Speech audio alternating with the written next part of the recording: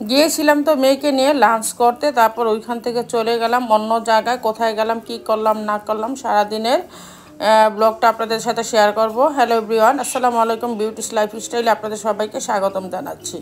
আজকে আপনাদের সাথে নতুন আরেকটি ডেলি লাইফ ব্লগ শেয়ার করব। তারপর তো মা মেয়ে দুজনে একটা রিক্সা নিয়ে চলে গেলাম বাইরের উদ্দেশ্যে। আজকে সারাদিন ঘোরাফেরা খাওয়া দাওয়া করবো। ছেলে যেহেতু বাসায় থাকে না, বাবার সাথে ব্যবসায় যোগ দিয়েছে।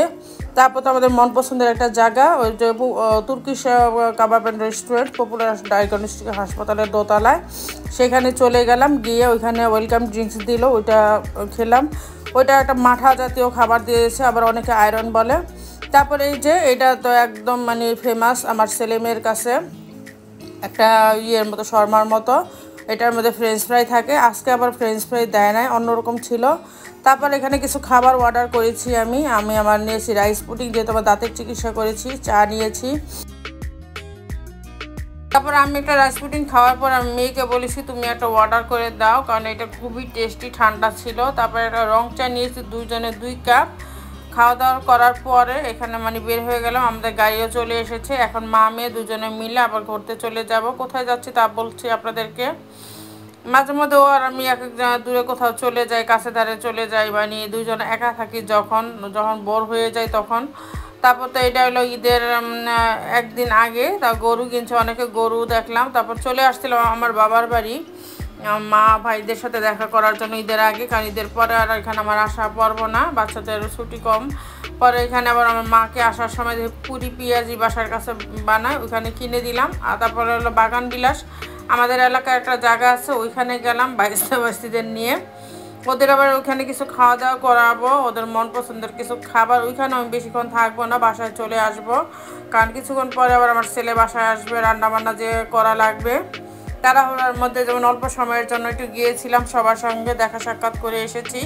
তারপর ওইখানে এটা হলো তারপরের দিনের ভিডিও। আমার ভাইসা যেহেতু বিয়ে করেছে, ওর বউ আছে, চিন্তা করলাম নতুন বউ জামাই, ওদেরকে কিছু কাপড় কিনে দেওয়া উচিত। গতবার ঈদেও আমি কাপড় চাপড় গিফট করেছিলাম ওদেরকে, তখন আমার মানে নতুন বউরে দিয়েছি, ভাইসারে দেওয়া হয় না।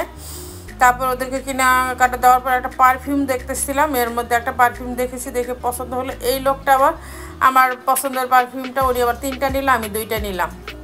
ওদের কাছে মোট 5টা ছিল, 5টাই শেষ হয়ে গেছে। লোকটা তো খুবই খুশি, অনেকক্ষণ ধরে পারফিউম খুঁজছিল, কিন্তু ওনার মন পছন্দ মতো পায়নি। পরে যখন আমি চয়েস করেছি, উনি তো মানে খুব খুব খুশি হয়েছে, একই পারফিউম দিল, মানে তার কাছেও ভালো লেগেছে। অনেক সময় এরকম হয়, নিজে চয়েস করা যায় না, আরেকজনের চয়েস করলেও জিনিসটা চয়েস হয়ে যায়। এটা চলে আসলাম রেড চিকেনে, এটা আমার মানে একদম পছন্দের জায়গা। এখান দিয়ে যাবো আর চিকেন ফ্রাই খাবো না, এটা তো হতেই পারে না। কিছু খাওয়া দাওয়া করলাম।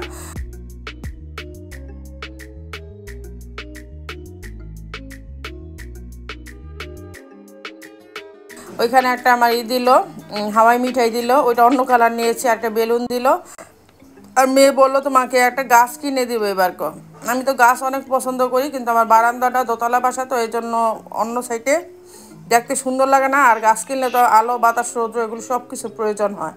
যখন আবার সামনে কোনো ভালো ফ্ল্যাট পাবো, গাছের করবো, তখন আবার আপনাদের সবার সাথে শেয়ার করব। আশা করছি আমার আজকের ভিডিওটি আপনাদের সকলের কাছে অনেক ভালো লেগেছে। যদি ভালো লেগে থাকে তাহলে আমার চ্যানেলটিকে লাইক, শেয়ার ও সাবস্ক্রাইব করে দিবেন। আল্লাহ হাফেজ।